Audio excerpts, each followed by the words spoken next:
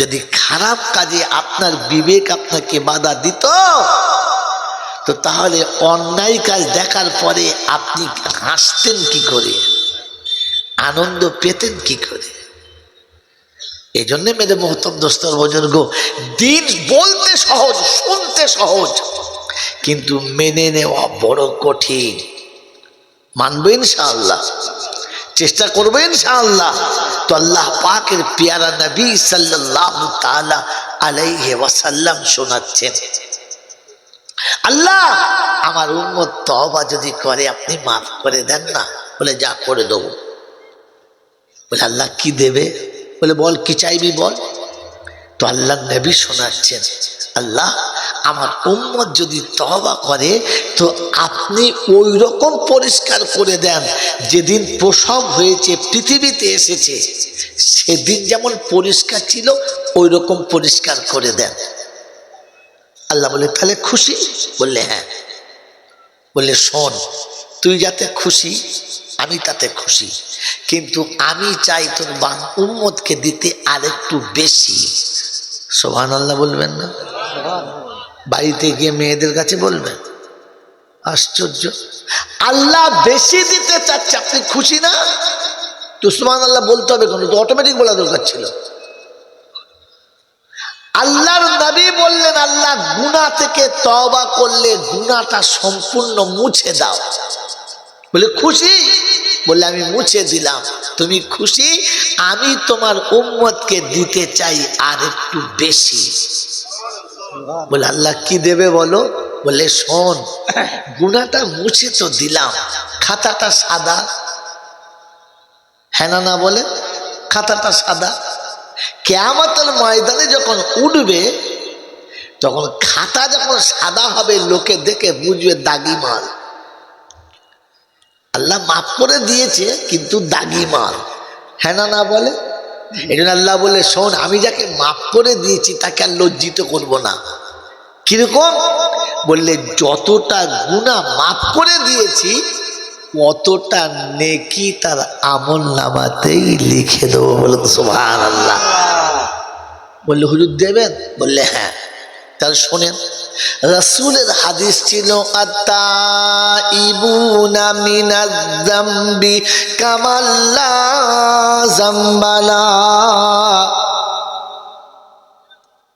আল্লাহ পাকের পেয়ারা নবী শুনিয়েছেন, বান্দা যখন তওবা করবে আল্লাহর কাছে খালিস দিলে চাইবে, আল্লাহর কাছে অনুতপ্ত হবে, গিড়গিড়াবে, চোখের পানি ফেলবে, আমার আল্লাহ পাক বলেন, আমার আল্লাহ পাকের হাবিব বলেন ওর জীবনের গুনাহগুলো সম্পূর্ণ মুছে পরিষ্কার হয়ে যাবে। বললে হুজুর কোথায় আছে? আল্লাহ কি কোনো সাক্ষী দিয়েছে? তো কোরআন শোনাচ্ছি, শুনে রেখে দে। ওয়াল্লাযীনা ইযা ফাআলু ফাহিশাতান আও যালামু আনফুসাহুম যাকারুল্লাহ ফাস্তাগফারুহু লিযুনুবিহিম ওয়া মান ইয়াগফিরুয যুনুবা ইল্লাল্লাহ ওয়া লা يصروا على ما فعلوا وهم يعلمون أولئك جزاؤهم مغفرة من ربهم وجنات تجري من تحتها الأنهار ونعم أجر العاملين।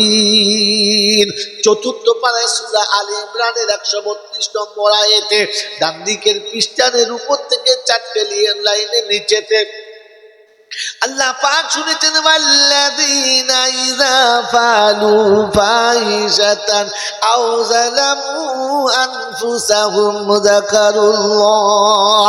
চুরি করেছে, মিথ্যা বলেছে, অন্যায় করেছে, জুলুম করেছে, অত্যাচার করেছে, জুয়া খেলেছে, তারি খেয়েছে, বিড়ি খেয়েছে, যত পাপ ছিল সব পাপ করেছে। হঠাৎ মনে পড়ে গেছে রব্বানা যাদের জন্য পাপ করেছি এখন দেখি তারা কেউ রইল না। আল্লাহ গো, যে বিবির জন্য ভালোবাসা পেতে গিয়ে মায়ের সঙ্গে ঝগড়া করে আলাদা হলাম, যে বিবির ভালোবাসা পেতে গিয়ে জন্মদাতা পিতাকে ছেড়ে দিলাম, যে বিবির ভালোবাসা বুকে রাখতে গিয়ে মায়ের পেটের ভাই বোনের সঙ্গে দুশ্মনী করলাম। মুসলমানের ছেলে, কি করে তুমি ভুলে গেলে? তুমি তো গরুর বাচ্চা না, ছাগলের বাচ্চা না, তুমি তো জন্তু জানোয়ারের বাচ্চা না। শিশুবেলায় ধুলোবালিতে খেলা করেছো দুজনা, একজন আরেকজনকে সাথে না নিয়ে খানা খেত না। ভাই ভাই বলে পাগল হয়ে যেত, ভাইকে ছাড়া ভাই কোথায় যেত না। নানার বাড়ি যাবে তো দুই ভাইয়ে যাবে, মামার বাড়িতে যাবে তো দুই ভাইয়ে যাবে, ফুপুর বাড়ি যাবে তো দুই ভাইয়ে যাবে। ভাই ভাইকে ছেড়ে কোথাও যেত না। খাবে তো একসাথে, শোবে তো একসাথে, গলা ধরে না শুনে ঘুম আসে না। ও মুসলমানের ছেলে, ভালোবাসা বিবির পেতে গিয়ে কি করি ওই ভাইটাকে ভুলে গেলে? তুমি তো আলাদা হয়ে চলে গেছো।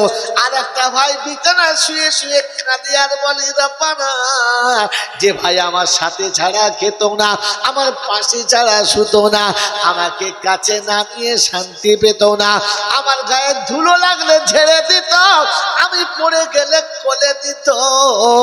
আজ কি করে আলাদা হয়ে ঘুমিয়ে আছে বলো?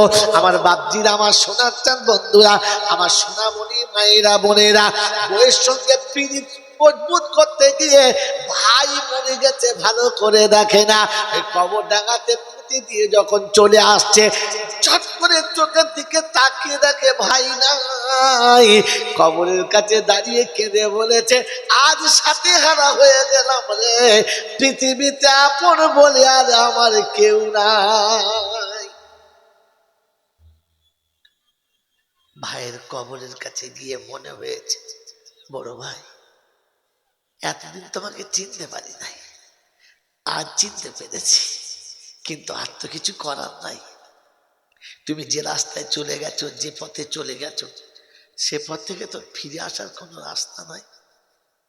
যার ভালোবাসা পেতে গিয়ে আমি এত বড় ভুল করেছি, আর সে বউ আমার হাতে নাই, হাতছাড়া হয়ে গেছে। সে এখন নিজের স্বার্থ বোঝে, নিজের আখেরাত বোঝে, নিজের ভবিষ্যতের কথা ভাবে, আমার কথা একবারও ভাবে না। আমি তার কথা ভেবে মা বাপের সঙ্গে যা করেছি করেছি, তোমার সঙ্গেও তাই করেছি। ওই বন্ধু, এমন শীতের রাতে কখনো মায়ের কবরের কাছে গিয়ে দাঁড়িয়ে বলেছ, মা, এই শীতে শুধু তুমি আমার জন্য ভাবতে যে আমার বাচ্চাটা কি করে রাত কাটাবে, আজ আর কেউ আমার জন্য ভাবে না।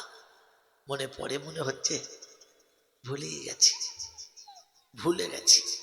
মেরে মোহতরম দোস্তর বুজুর্গ, আল্লাহ পাক রব্বুল আলামিন বলেন, এরকম অন্তিম সময়ে, বার্ধক্যের সময় এসে হঠাৎ মনে পড়ে গেছে, আল্লাহ, সবাই তো ছেড়ে গেছে, সবাই তো ভুলে গেছে, এখন আমার কি হবে? এখন মনে মনে করছি 200 টাকা মাদ্রাসায় দেবো, কিন্তু আল্লাহ, আমার কাছে নিজের তো আর 20টা টাকা নেই।